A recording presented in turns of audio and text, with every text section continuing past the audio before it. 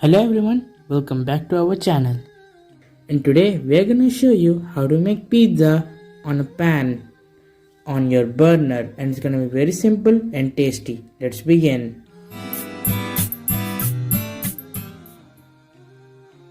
So this is going to be a minced mutton pizza. So first I took minced mutton, and the quantity can differ according to you. So in this I have put garlic ginger paste, salt, chili powder, turmeric powder.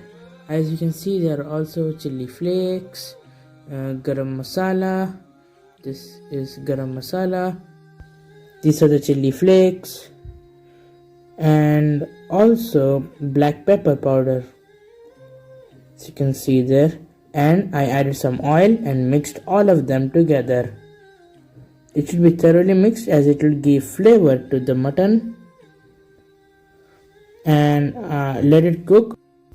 And then we must cover it and fry it for around 10-15 minutes on sim heat, and we must not add any water to it because we must keep it dry, and we must not also over fry it because we have to anyhow bake it again. So make sure to not over fry it, don't add water, and it should be dry. There should be no water added to it. Cover it and keep it on sim.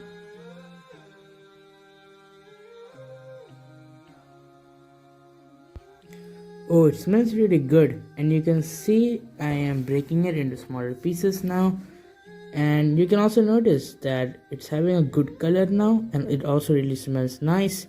And you can see that it's not perfectly fried, and this is how it should be. Okay, so our keema or minced meat is ready, and by then I'll start preparing for the toppings and the dough. So for the toppings I have green olives which are chopped, I have chopped onions, chopped capsicum, some chilies because we love spicy food, and also some chopped black olives. And this will be the toppings. Now let's get on to the dough. For the pizza dough, we'll be needing first 3 cups of flour. As you can see, there's a tablespoon written there. So we'll be needing 4 tablespoons of olive oil, 1 teaspoon of salt,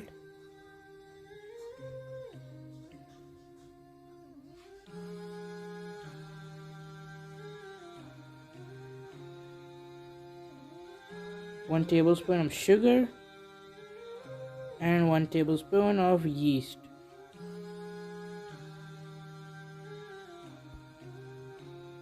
Add a half cup of warm water. It can be more or less needed depending. Then with your hands or using a dough maker, knead the dough.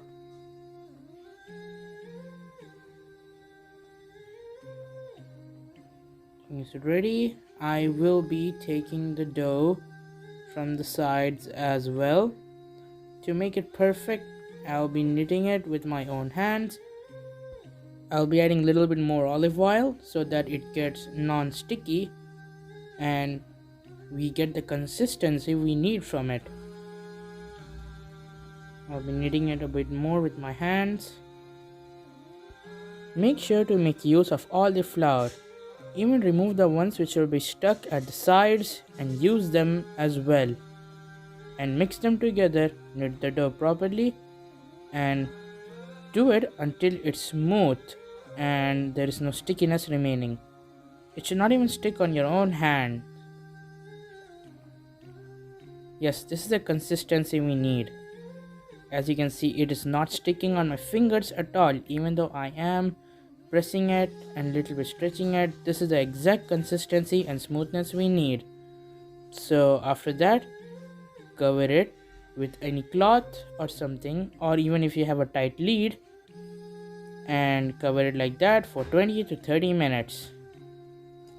After 20 minutes are complete, then remove the dough and roll it into a circular shape, and I will also show you how much should the thickness be.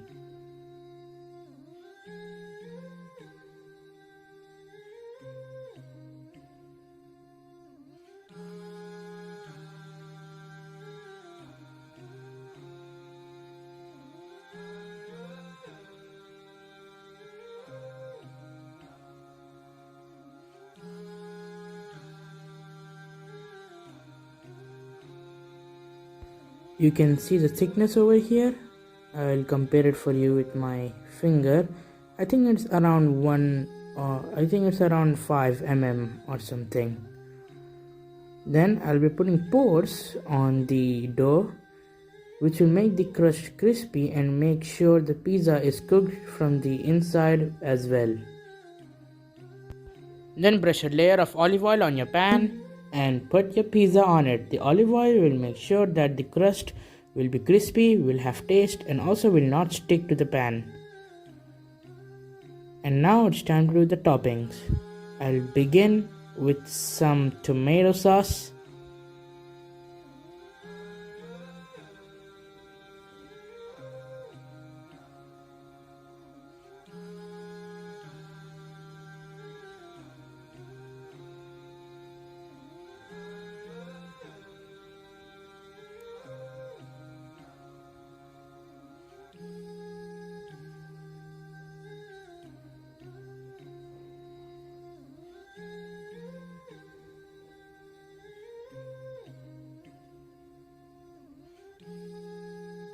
I'll be adding mozzarella cheese. You can add according to how much ever you want, but I like a really cheesy pizza.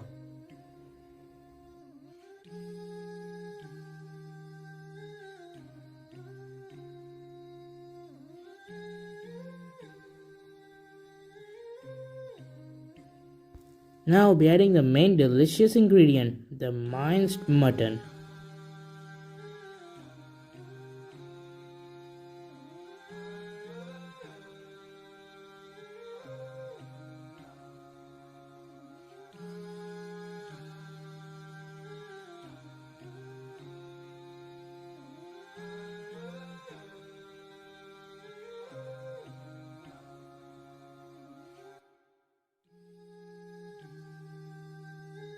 Add chopped capsicum. You can add how much ever you like. The chopped onions.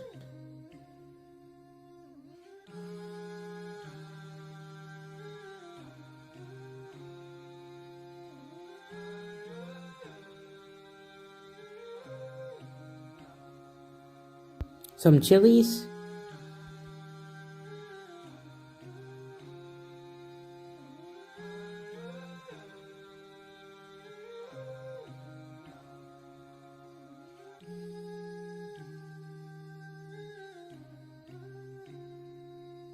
Also, I'll be adding some green olives.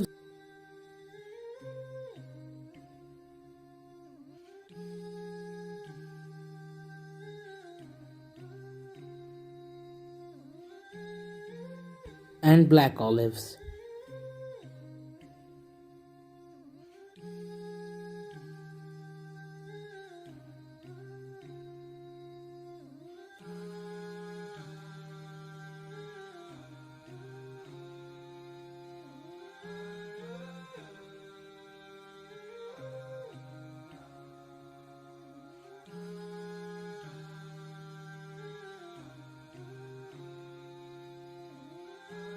After you put all the ingredients in and how much of a quantity you want, just cover the pizza and keep it on medium heat for 10 to 15 minutes.